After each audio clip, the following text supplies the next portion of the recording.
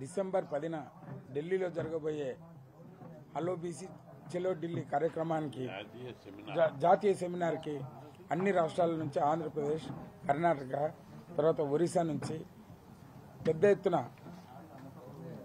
నాయకులు పాల్గొంటున్నారు. ఈ సెమినార్కి 8 మంది కేంద్ర మంత్రులు, దాంతోపాటు వివిధ రాజకీయ పార్టీల నుంచి 20 మంది పార్లమెంట్ సభ్యులు కూడా పాల్గొంటున్నారు. స్వాతంత్రం వచ్చి 76 సంవత్సరాలైన గతంలో ఉన్నటువంటి కాంగ్రెస్ ప్రభుత్వం ఏనాడు బీసీల పట్ల న్యాయం చేకూర్చలేదు. గత ఎలక్షన్లలో వచ్చేసి లాస్ట్ టైం ఎలక్షన్స్ టైంలో వచ్చేసి రాహుల్ గాంధీ గారు బీసీలకు రిజర్వేషన్ కల్పిస్తామని చెప్పేసి దాన్ని చట్టబద్దంగా రాజ్యాంగబద్దంగా ఎలాంటి శాంటిటీ లేకుండా అసెంబ్లీలో తీర్మానం చేసి ముందుకు పంపించారు. కానీ దాంట్లో ఆ బిల్లు ఎలాంటి పసలేని బిల్లు, ఖాళీ బీసీలను మోసం చేయడానికే సీఎం రేవంత్ రెడ్డి గారు కానీ రాహుల్ గాంధీ గారు కానీ ఖాళీ ఎలక్షన్ల ముందల ఓట్లను దండుకోవడానికి, బీసీల ఓట్లను దండుకోవడానికి మాత్రమే వీళ్ళు ఈ విధమైనటువంటి చర్యలు చేపడుతున్నారు. అంతేకాకుండా మనకు ఈ బీజేపీ ప్రభుత్వం నరేంద్ర మోడీ గారు వచ్చే సంవత్సరం 2026లో జనగణనలో కులగణన అని పెట్టేసి మనకు ఎంత జనాభా అయితే ఉంటే దాని ప్రకారం మనకు న్యాయం చేకూర్చడానికి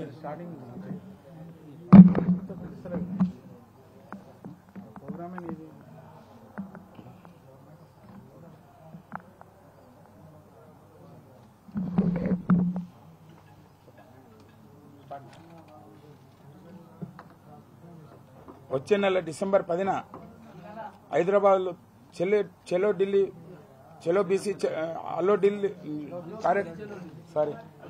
హలో బీసీ చలో ఢిల్లీ కార్యక్రమం డిసెంబర్ 10న ఢిల్లీలో జరిగే కార్యక్రమానికి మన జాతీయ అధ్యక్షులు ఎంపీ రాజ్యసభ సభ్యులు ఆర్ కృష్ణన్న గారి నేతృత్వంలో జరగబోతుంది. ఈ సెమినార్కి కేంద్రంలో ఉన్నటువంటి 8 మంది మంత్రులు, వివిధ రాజకీయ పార్టీల్లో ఉన్నటువంటి 20 మంది పార్లమెంట్ సభ్యులు పాల్గొంటున్నారు. అంతేకాకుండా ఆంధ్రప్రదేశ్, కర్ణాటక, ఒరిస్సా రాష్ట్రాల నుంచి కూడా అధిక సంఖ్యలో పార్లమెంట్ సభ్యులు కూడా ఈ సెమినార్లో పాల్గొంటున్నారు. మనకు స్వాతంత్రం వచ్చి 76 సంవత్సరాలైనా గతంలో ఉన్నటువంటి కాంగ్రెస్ ప్రభుత్వం బీసీలపై ఎలాంటి న్యాయం చేకూర్చలేదు. గత ఎలక్షన్లో రాహుల్ గాంధీ తెలంగాణకు వచ్చేసి బీసీలకు న్యాయం చేస్తామని చెప్పేసి చట్టబద్దంగా రాజ్యాంగబద్దంగా రిజర్వేషన్ కల్పిస్తామని హామీ ఇచ్చి ఆ హామీలన్నీ ఎలాంటి చట్టబద్దత లేకుండా అసెంబ్లీలో ఎలాంటి శాంటిటీ లేకుండా తీర్మానం ప్రవేశపెట్టి కాలయాపన బీసీలను నమ్మించి మోసం చేయడానికి మాత్రమే ఆ బిల్లు పనికొస్తుంది. ఇప్పుడు స్థానిక సంస్థల ఎలక్షన్లలో కూడా బీసీలకు చాలా అన్యాయం చేశారు.